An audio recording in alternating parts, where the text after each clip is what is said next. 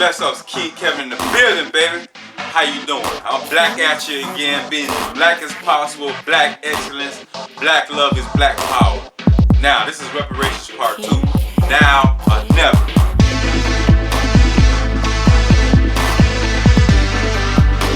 Thank you all for tuning in the first time around. About 300 views, tons of likes and comments. I appreciate you guys sharing it on your Twitter and your Facebook and all that good stuff. I appreciate it. As a matter of fact, like and share, subscribe to my channel right now. Right now.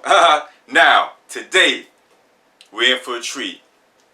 Ever since I did the first part, there's been a lot of comments regarding certain things they wish I would have elaborated on or even added to the video. So that's what this is going to be about. First and foremost, congratulations to the people, the Congolese, my ancestors, my brethren up there in the Congo who took down the Belgium statues. As a matter of fact, they been did that in the Congo, but the brothers and sisters up there in Belgium actually did it. Just recently, they took down King Leopold's statues. As a matter of fact, the whole country was built on the blood, sweat, and tears of the Congolese people. Over 10 million people died. 10 million Africans, Congolese people died. Women, men, children, little babies died at the hands of King Leopold and his ruthless men, these demonic devils, and never had to answer anything to it or about it. No reparations, no apologies. Up until recently, King Philip, who's the current king up there in Belgium, actually did a formal letter of apology, and then they took down the statue. So shout out to him and his administration for actually acknowledging his ancestors' wrongs and trying to make those things right. So it's a letter might be small to y'all, but the fact that a European actually admitted to the faults of his ancestors and how bloody and how demonic and evil they were, that meant a lot to me to actually see that, and that they're actually making moves towards it, because they dissipated that country, in Africa. I mean, annihilated. Those who don't know about the slavery up there in the Congo, look up a video called Black Blood, Red Rubber. It's on YouTube. Please check it out. It talks about the years that King Leopold, late 19th century, early 1900s, where he had ruled the country for about 20 years in Belgium and just pretty much had the Congo as his backyard. That country definitely needs reparations. And while I'm at it, we always talking about Hitler, in history. They always quoting Hitler and how he was this big demon and devil and things of that nature. But if he's the devil, King Leopold II is the devil's father. This dude was completely ruthless, pernicious attitude towards black people, and they split up Africa from the conference in Berlin. It was a conference that they had out there in Berlin a very long time ago, back in the 1800s, and how all these different countries were going to slice up Africa. The U.S., France, Belgium, obviously, the Portuguese, all these superpowers. The British, they were there, so they sliced it up. That's how they literally carved up Africa, and seeing how they were going to pillage and pretty much rape the country. No Vaseline, like straight up.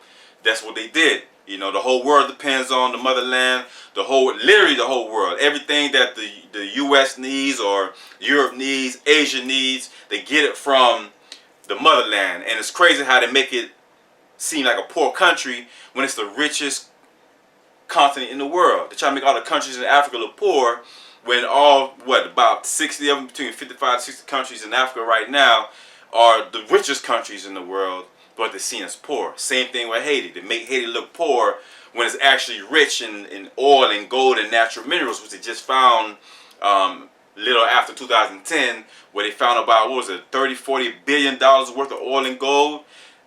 Haiti supposedly the poorest country in the Western Hemisphere, when it's actually one of the richest countries in the Western Hemisphere. And guess what? The reason why they project these countries as poor, Clinton administration, the U.S., CIA, whoever, these different governmental agencies, really slave governments, gang governments, which you're going to read in my article that I got coming out called Reparations Now or Never, international government slave dealers. You know, check it out. It's going to be in my blog, KevinDorival.com. Please check out that blog. Share it as much as you can. But back to the point. They make these countries look poor so they can rob and pillage it. They have to make it look poor so that any type of aid, which is in the disguise of the UN and some of these other government entities, agencies who really come there to pillage the country. They come to rob the people of their natural resources, and not even just the natural resources, but also the minds, because the mind is the most powerful thing we have, ladies and gentlemen. See, if you got the right mind, you can rob people of their land. They came to Africa. The Europeans came to Africa. They had the Bible. We had the land. We closed our eyes, prayed, which they told us to close our eyes and pray. The black people, Africans, opened their eyes. We had the Bible in our hand. They had our land. So when you close your eyes and do that, you kind of see the hypocrisy in what they've been doing. Straight up hypocrites all the way around. Now, we must keep our eyes on the prize and be focused, because right now we're taking out all these statues. Robert E. Lee statue, Andrew Jackson statue still sits in front of the White House. Still got the statue downtown in Jacksonville, which I believe they're getting ready to take down if they haven't already. But the one in Washington, Donald Trump said, well, the President Donald Trump said he's not going to take that down. He honors Andrew Jackson, to be honest with you. But Andrew Jackson, who was a former president of the United States, and also the former governor of Jacksonville, that's why Jacksonville got his name. Let me tell you a little something about Andrew Jackson. I didn't really break it down to you the first time, so please give me 2 minutes of your time. Andrew Jackson, who was one of the tyrants and biggest murderers, possibly serial killers, legal serial killers in the U.S. history, this country wants to acknowledge and honor. He's also the guy, the president that's on the $20 bill. Go to my Instagram, @CourageToBelieve. I posted about it. Listen, this guy single-handedly, under his watch, under his leadership, when he was before he became governor of Jacksonville, killed nearly 50,000 Native Americans. Not only that, took their land. It was some kind of land removal act that they passed to take the land from the Native Americans, the Cherokee Indians, to be exact.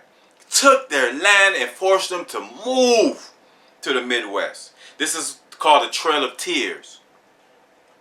They legally took these people's land. Not just, people think of Native Americans, or you might call them the red men, or you might call them Indians, but Indians is definitely not a politically correct term. But they weren't just people living in teepees and smoking around fires and talking to spirits. These people had their own schools, their own hospitals, they had their own places of worship, their own institutions, their own currency. They were a sovereign people, ladies and gentlemen. Andrew Jackson cared about none of that. They literally stole these people from their lands. If they didn't want to move, they killed them. That's the man they honor on a $20 bill. That's the city they named in Jacksonville after this tyrant, this exploiter, this psychotic murderer. Now, I have a huge problem with, and when I first saw the statue in Jacksonville, I had a huge problem seeing that statue because I knew the history of it. I'm like, wow, they give this man his own statue, but then again, he has his own city. And he ran his whole political campaign when he ran for president. Back in the 1800s, when he ran for president, he ran on this hatred towards the Native Americans. They need to be destroyed and killed. They are savage criminals, therefore we must treat them savagely. You see how the propaganda works? You deteriorate a person's or a culture's identity, right? You put it in the news, in the newspapers, or social media. They didn't have that back then. You make everyone sympathize with your cause and have everyone get aboard, or the vast majority, and even Booker T. Washington said, just because everyone sees something that's right doesn't mean it's right. Wrong is wrong. Don't care what time or place it is. That's one thing will always be the same. But he used that same propaganda tool that Hitler did with the Jews, and what the media are doing today with the black community, making the black man look evil, demonic, just criminals, right? That's what they did with Birth of a Nation. Those who don't know what the Birth of the Nation movie is a movie that came out quite some time ago. It was, I want to say 1920s. Look it up. Not the Birth of the Nation that came out by Nat Turner, which is pretty smart that they created that movie, remixing it. Mr. Parker did that. Shout out to him for producing this movie.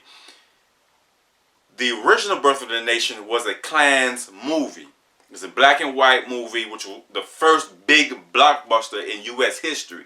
I mean, it drew in thousands of people in New York and in California to watch this movie. This was a recruiting tool used by the KKK to produce this movie and to get it out there to the masses. People like Brother Monroe, W.E.B. Du Bois fought very hard against this movie coming out. Now, W.E.B. Du Bois isn't really someone that I honor and acknowledge for his greatness or towards his contribution to African Americans, because once I found out what he did to Marcus Garvey when he literally undermined the whole black movement of Marcus Garvey, who would need to be celebrated in Black History Month anyway in the school books. But they don't talk about Marcus Garvey. They don't talk about Toussaint Louverture. But I'm going to get back to that in a second. But back to this Birth of a Nation movie. You guys must understand what kind of terror our people have been put through in this country.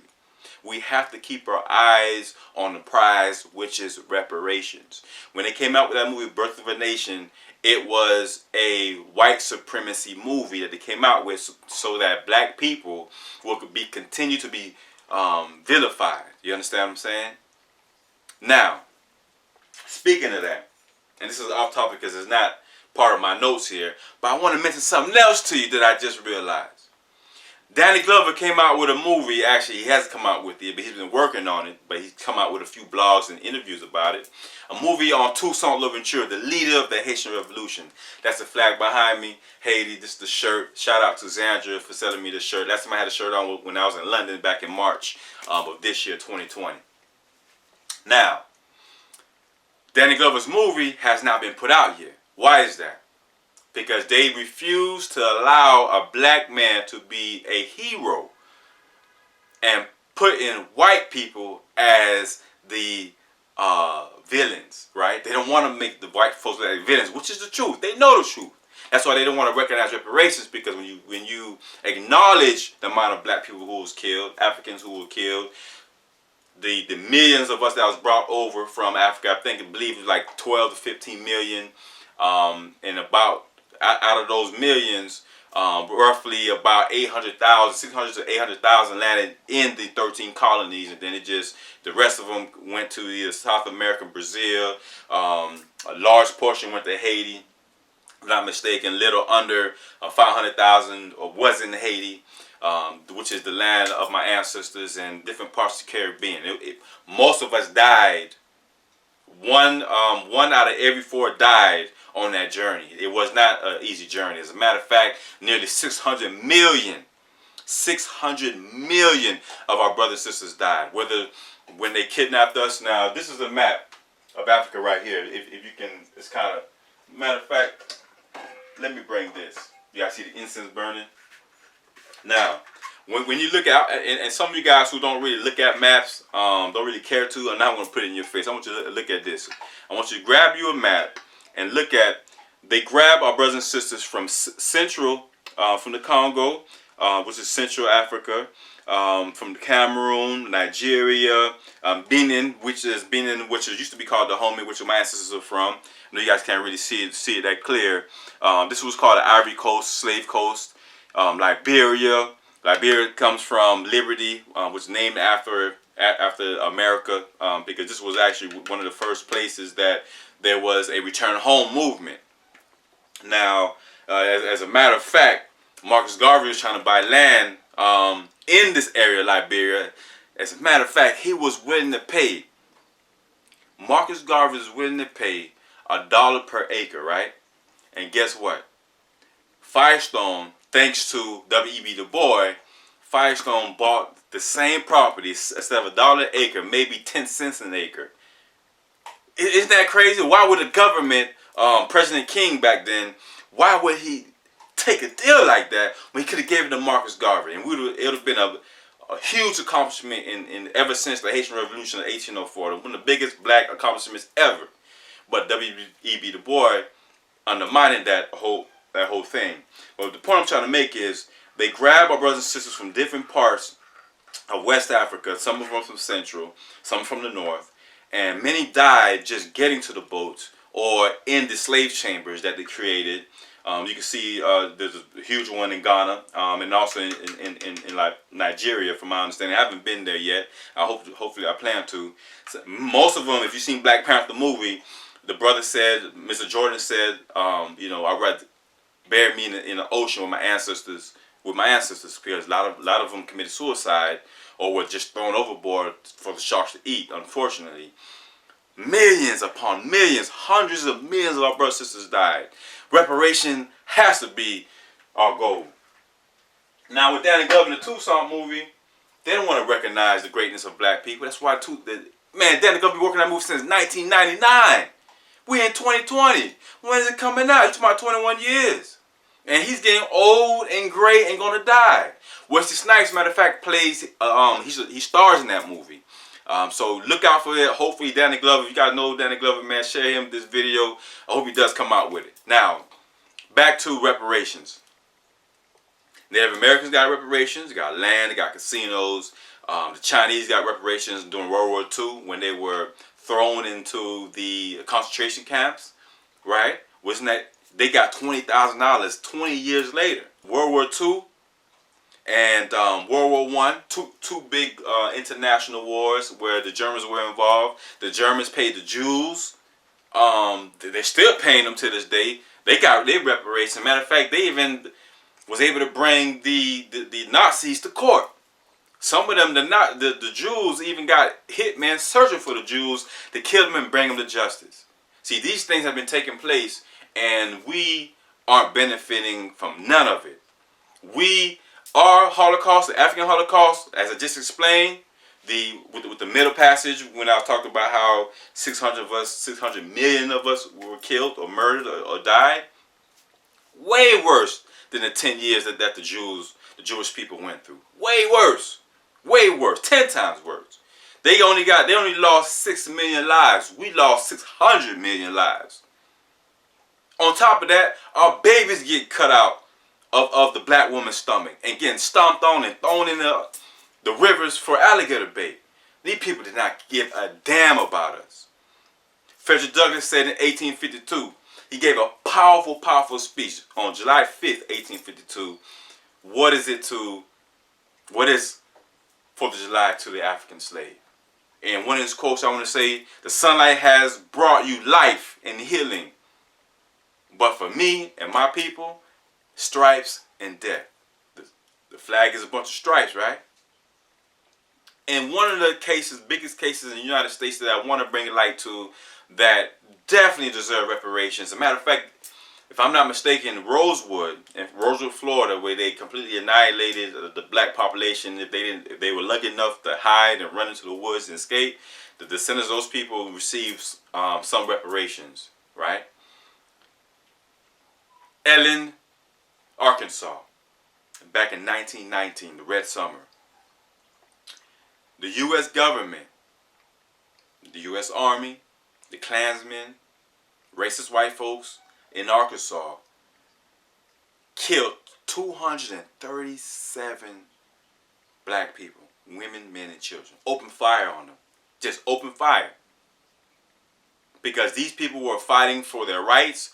You guys who are familiar with sharecropping, these people that have been in that community, who actually fought in the war, they were sharecroppers, and they weren't getting paid the right, amount of money for their crops. So they started their own progressive farm organization, and white folks didn't like that because how dare you ask for fair wages for your crops? So what happened over there is the white folks got jealous that the black people actually united and started making their own money, making their own moves, selling their own products, right? So from there, the Klansmen come, causing trouble. These black men got their guns out. They ready for war. This is our property. Y'all get off our property. Okay. white man leave, call the clans, call police. Hey, we got militant black people. They are here killing, shooting, pillaging the town, which is all lies. Now the U.S. Army gets involved.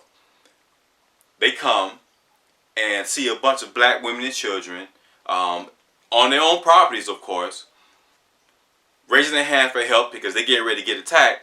And the army opens fire on them. Innocent, unarmed men and women and children. 237. This massacre is called the Elaine Massacre. It's the biggest massacre, racist massacre ever on U.S. soil. On top of that, the first time the U.S. government has actually been involved in a hate crime. They haven't received reparations for it. There's tons of documents, thousands of documents, video recordings, pictures of lynchings that happen, murders that happen, rapes that happen. As a matter of fact, at one point in time, there were nearly 600,000 mixed babies born. That means there were nearly 600,000 rapes that happened. That's why many of our black women are red-skinned, because one of their grandmothers or great-great-grandmothers or whoever were violated by these white folks, man. I mean, it's cases upon cases. How dare they not give us reparations? So I'm making this video because I want you guys to keep your eyes on the prize, stay clear of all the distractions. Just understand all these distractions are just noise to keep us away from fighting for what we definitely need and deserve. There's a National African American Coalition for Reparations. That's one organization doing their thing. Go to my blog, go to my Instagram post, Had Courage to Bleed website, Kevin Dorival. Get more information. There's links to these organizations, 2 organizations. Other than I can't recall at the top of my mind right now, but there's one for African Americans, there's one for Africa, the African diaspora. So definitely you guys keep your eyes on the prize. See how you can help these organizations. California just had a big victory. So shout out to California. There was a bill passed that's now waiting to go into the Senate so that it can go to the president. The bill passed to study reparations and how reparations can be distributed amongst the African Americans in California. Once this gets passed and made to law, which we are anticipating that it will, especially with the political season, the political climate, all kinds of people running for different offices. Trump knows if he don't sign this, there's no way he's going to become president. Joe Biden, don't fall for it. Please do not just go for the hype. Because you black, you got to be Democrat. You white, Republican, that's nonsense. Go by what these people are talking about. Hold them accountable. Stop voting for them and buy them. We need to buy these politicians to use them for what we need to be done. We should have learned our lesson with President Obama. President Obama did he really do much for the black community? Those of you who want to be real with it, then you will definitely recognize it. On top of that, what did he do with Chicago? Chicago, black on black crime Mecca. It's a hell in Chicago right now. Right now to this day. Even back then when he was president. He did a bunch of things for the gay community, but nothing for the black community. So we got to be clear. Make sure we understand what this means. Black power, black love, black unity. Race first. We got to fight for our rights and fight for what we want. And we need to get our identity correct, because in the school system right now, they're not teaching our children real black history. They're teaching them watered down white history with a hint of black history. We need to talk about people like Marcus Garvey, you know, the prince of Pan-Africanism. We need to. We study Napoleon Bonaparte all the time. As a matter of fact, I have a painting of Napoleon Bonaparte, which is going for a very high price. I'd love to sell it, so you got to contact me about that. But we study so much about him, but nothing about Toussaint Louverture, the leader of the Haitian Revolution. The leader of this flag you see behind me. This flag, every black nation needs to support the Haitian community, because what we did for all black nations. If Toussaint Louverture, Jean-Jacques Dessalines, Henry Christophe, and these guys did not fight and defeat the French and the British and the U.S. during that war, we'd probably still be enslaved for another 200 years. We let them know. We set the tone. We didn't wait for Emancipation Proclamation. We emancipated ourselves. That's the pride of the African Haitians. That's the pride of my brothers and sisters in Haiti that we have. You all need that as well. We're going to need that fighting spirit. We need to be studying people like Queen Azinga out there in Africa, who fought the Portuguese for 30 years against slavery. We need to study people like Shaka Zulu and the Zulu Nation. People like Nat Turner. We have to study these individuals who actually did the work. Wasn't just talking on podiums and being great orators and none of that. These people were on a battleground, blood fields, blood-stained fields. I mean, they put it all on the line. We owe them more than just to act like that's just back then. No, history is right now. People like Patrice Lumumba, who spoke against King Leopold, who I talked about earlier in this video. We need to honor and celebrate him. Medgar Evers, who got shot and killed by a racist white man. You know what I'm saying? And he was in the NAACP. He was also was in the Vietnam War. This was a true general. We need to acknowledge and respect. We need to talk about the things Booker T. Washington did that white folks didn't like. So there's a lot of information and history that's out there, and these white folks are not going to teach us. We got to teach our children the truth, not them. It's our responsibility. Ladies and gentlemen, my name is King Kevin Dorival. Hope you enjoyed this video. Rest in peace to our brothers and sisters who died due to the hands of racist white men, but also we need to pray for our brothers and sisters who's dying in the hands of black men as well. You understand? So anyway, be blessed, be encouraged. There's still hope. As long as there's hope, there's life. Alright? Blessings. King Kevin in the building. Share this video. Thank you.